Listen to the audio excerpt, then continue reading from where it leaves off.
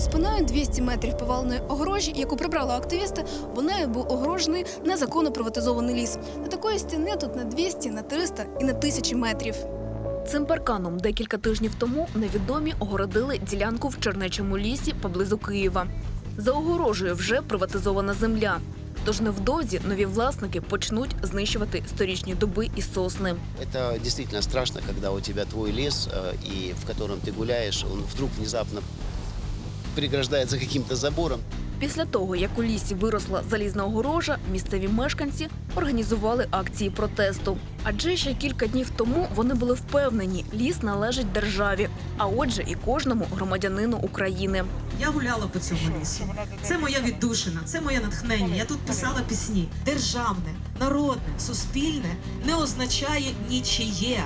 Не означає, що його можна прийти і нагло вкрасти тільки тому, що в ваших руках печатки і вам люди мандат дозволили оберігати це, а ви собі це отаким чином крадете.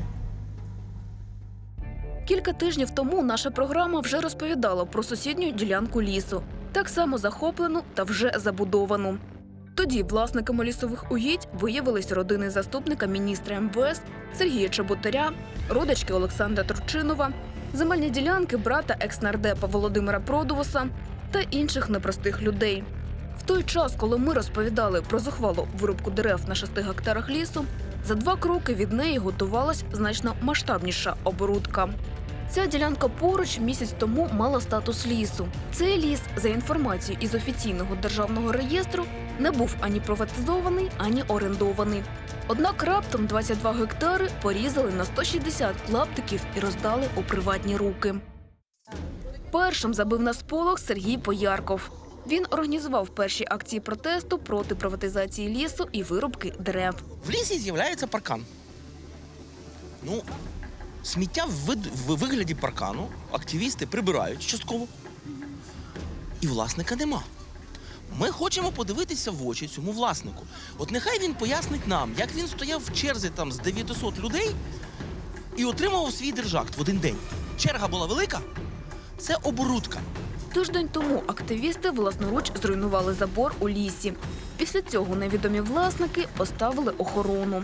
Нині охоронці ховають очі. Все вопросы к начальству. Тобто ви не знали, куди вас везуть? Все вопросы туда, Мы не пожалуйста. уполномочены вам что-то рассказывать. Замовник охорони ховається за назвою «Садове товариство Горобина». Юрист цього садового товариства стверджує, що земельні ділянки оформлені згідно закону.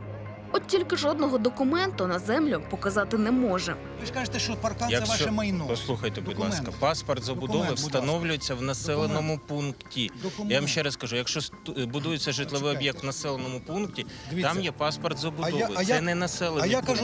Дивіться, а я кажу, що це моє майно. Я кажу, оце моє майно, а не ваше майно. Якщо у вас є документи тому на це, з'явіть документи. ви ж- земля була приватизована в законний спосіб. На підставі Земельного кодексу України і тільки. А саме зараз я вам називати статтю не буду для того, щоб просто не помилитися. Помилитися дійсно легко, бо законно приватизувати ліс – справа непроста. А незаконно захопити – елементарно. Цю оборудку, наприклад, готували з 2004 року. Тоді садове товариство Горобина орендувало земельну ділянку на території Ходосівської сільської ради строком на 49 років. Нинішню приватизацію лісу проводять нібито базуючись на цій оренді. Однак в адміністрації району розповідають, дозвіл на оренду ділянки, яку зараз захопило садове товариство, скасували того ж року, 2004-го. Оце от розпорядження, той от ліс, це розпорядження відмінено. Спочатку Горобині дійсно виділяють в оренду 22 гектари лісу першої категорії. Це те місце, де нині зводять огорожу садівники. Однак після листа тодішніх нардепів дозвіл скасовують. Адже очікувано запропонована земля викликає невдоволення екологів. Районна адміністрація виділяє інші 22 гектари. Абсолютно в іншому місці. І зводити паркани садівники із Горобини мають далеко від лісників. Тож документи юрист товариства приховує не просто так. А вони могли взяти у розпорядження і на основі цього розпорядження діяти. Це відложить в сторону. Сказати, у нас є розпорядження, і ми на підставі цього розпорядження ні. Іншого розпорядження ми не бачили, ми нічого не знаємо, ми нічого не бачимо. Тож садове товариство зухвало захопило державну територію, від якої держава не відмовлялась. Ці 22 гектари перебували у постійному користуванні державного підприємства «Боярська лісодослідна станція». Тож для того, щоб передати цю землю в оренду, Боярська станція мала відмовитись від землі. Однак жодних відмов від Чернечого лісу там не підписували і не збираються.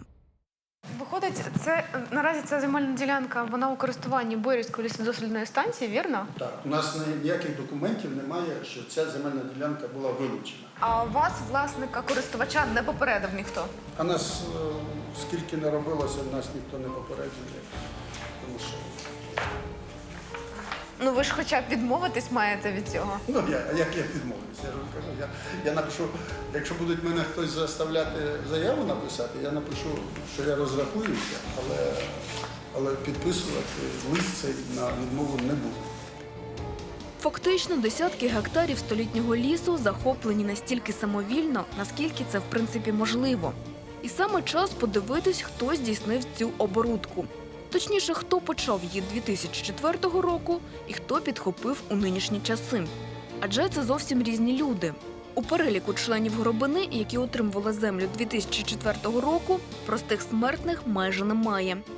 Перший у списках тут син Раїси Богатирьової, дружина нардепа-комуніста Адама Мартинюка, один з керівників адміністрації президента Ігор Пачків, тодішній заступник міністра внутрішніх справ Валентин Недригайло, перший заступник МЗС Олександр Чалий, син нардепа Олександри Кужель, головний комуніст України Петро Семененко із колишньою дружиною, і нинішні депутати Юхим Звягільський та Ігор Єремєєв.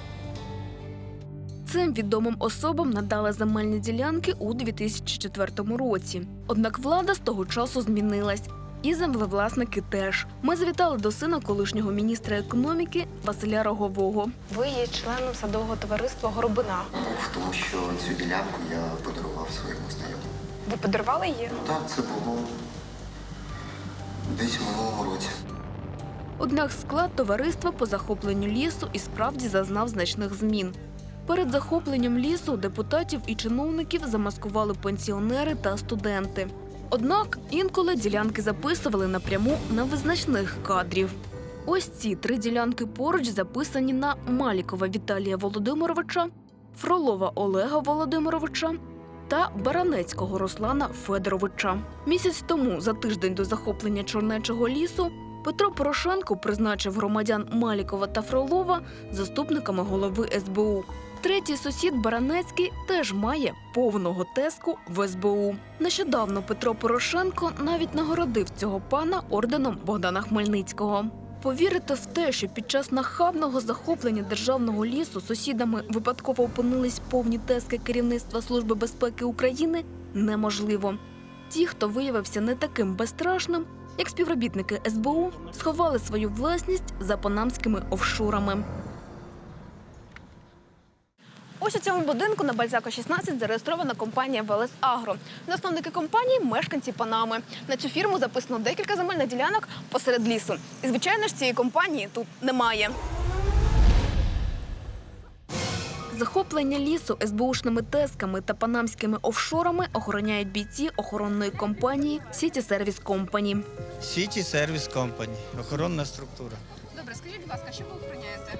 Ми охороняємо територію садівничого товариства, яке заключило з нами договір по охороні цього об'єкта. Засновниками фірми є Ігор Крейніс та представник правого сектору Роман Калашник. І наостанок весь перелік власників земельних ділянок посеред лісу. І якщо ви побачите знайоме прізвище, ім'я по батькові, попередьте людину, що у неї є земля у лісі. Можливо, вона про це навіть і не знає.